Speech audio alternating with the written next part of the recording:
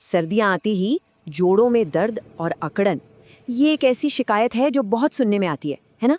अगर किसी को भी ये तकलीफ होती है तो वो अकेले नहीं है, ये एक बहुत ही आम बात है। चलिए सबसे पहले बात करते हैं सर्दी और जोड़ों के दर्द की। आखिर सर्दियों में जोड़ों का दर्द बढ़ क्यों जाता है? ये तकलीफ होती क्यों है ठंड में? क्या ये सिर्फ मन का वहम है या फिर इसके पीछे कोई असली वजह, कोई साइंस भी है? तो इसका जवाब है कि ये कोई वहम नहीं है। जी हाँ, ये एक साइंटिफिकली प्रूवन बात है, मतलब विज्ञान भी ये मानता है। और ये भी देखा गया है कि ये समस्या ना 40 साल से ज्यादा उम्र की महिलाओं को खासतौर पर ज्यादा परेशान करती है। इस दर्द के पीछे का साइंस क्या है? देखिए, इसके ना 4 बड़े कारण हैं। चलिए एक एक करके समझते हैं। पहला कारण है वैसोकॉन्स्ट्रिक्शन। अभी सुनने में थोड़ा मुश्किल लग सकता है, पर इसका मतलब बहुत सिंपल है। देखिए, जब ठंड लगती है तो हमारा शरीर अपनी गर्मी बचाने की कोशिश करता है। इसके लिए वो क्या करता है? खून की नसों को सिकोड़ लेता है, थोड़ा टाइट कर लेता है। नतीजा, जोड़ों तक खून का फ्लो कम हो जाता है, और जब ब्लड फ्लो कम होता है तो वहां ठंडक और अकड़न महसूस होने लगती है। दूसरा कारण है साइनोवियल फ्लूइड का गाढ़ा हो जाना। अब ये क्या चीज है? सोचिए, हमारे जोड़ों के बीच में ना एक नेचुरल लुब्रिकेंट होता है, बिल्कुल किसी मशीन के ग्रीस की तरह। ये जोड़ों को आराम से मूव करने में मदद करता है। लेकिन ठंड में क्या होता है? ये ग्रीस गाढ़ा हो जाता है, जमने लगता है। और जब ग्रीस गाढ़ा हो जाएगा तो जाहिर है मूवमेंट में फ्रिक्शन बढ़ेगा और दर्द होगा। तीसरा कारण थोड़ा अलग है। ये जुड़ा है हवा के दबाव से, जिसे बैरोमेट्रिक प्रेशर कहते हैं। होता ये है कि सर्दियों में हवा का दबाव अक्सर गिर जाता है। अब इसका असर हमारे शरीर पर पड़ता है।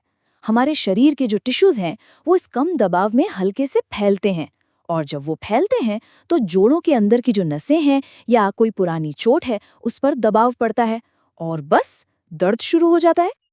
और चौथा कारण तो हम सबने महसूस किया होगा, मांसपेशियों का खिंचना। ठंड में अक्सर हमारी मसल्स अकड़ जाती हैं, टाइट हो जाती हैं, है ना?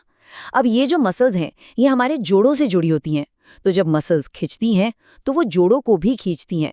इससे दर्द और भी ज्यादा बढ़ जाता है। ये प्रॉब्लम महिलाओं में ज्यादा क्यों देखी जाती है? इसके पीछे ना 2 बड़ी वजह हैं। पहली है हार्मोन्स में बदलाव।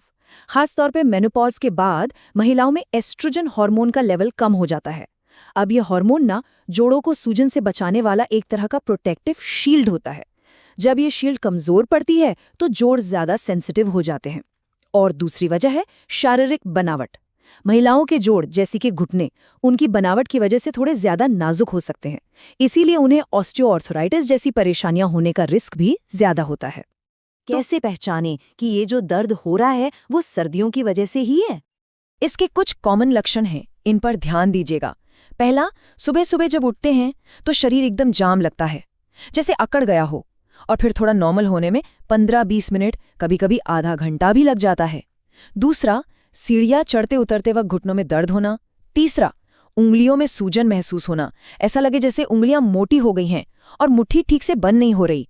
और चौथा है जोड़ों से आवाज आना, उठते बैठते वक्त वो खटखट की आवाज। राहत कैसे मिले? सबसे पहला और सबसे असरदार तरीका है हीट थेरेपी, यानी कि सिकाई। जहां भी दर्द है वहां दिन में 2 बार करीब 15 मिनट के लिए गर्म पानी की बोतल या हीटिंग पैड से सिकाई करें। इससे बहुत आराम मिलता है। और हाँ, गुनगुने पानी से नहाना भी एक बेहतरीन उपाय है। अगर पानी में थोड़ा सेंधा नमक या एप्सम सॉल्ट डाल लें तो और भी अच्छा है, मसल्स एकदम रिलैक्स हो जाती हैं। एक और बहुत ज़रूरी बात, रुकना नहीं है। अक्सर दर्द में हम हिलना डुलना बंद कर देते हैं, जो कि और भी गलत है। जोड़ों को चलाते रहना ज़रूरी है, घर के अंदर ही सही, लेकिन थोड़ी बहुत वॉक ज़रूर करें। और अगर वो भी मुश्किल लगे तो बैठे बैठे ही पैरों की उंगलियों को, हाथों की उंगलियों को गोल गोल घुमाएं। ये छोटे छोटे सूक्ष्म व्यायाम जोड़ों को जकड़ने से बचाते हैं। अब बात करते हैं खाने पीने की, क्योंकि इसका भी बहुत बड़ा रोल है। रात में सोने से पहले हल्दी वाला दूध पीना तो एक रामबाण इलाज है। ये अंदर की सूजन को कम करता है। अपनी डाइट में ओमेगा 3 वाली चीज़ें ज़रूर शामिल करें, जैसे कि अखरोट, अलसी, या अगर नॉनवेज खाते हैं तो मछली। सर्दियों में गोंद के लड्डू तो बनते ही हैं, वो जोड़ों के लिए बहुत अच्छे होते हैं।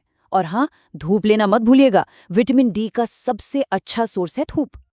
हाँ, कभी कभी विटामिन D3 और कैल्शियम के सप्लीमेंट्स की भी ज़रूरत पड़ सकती है, लेकिन और ये बहुत ज़रूरी है, इन्हें हमेशा डॉक्टर से पूछकर ही लेना चाहिए।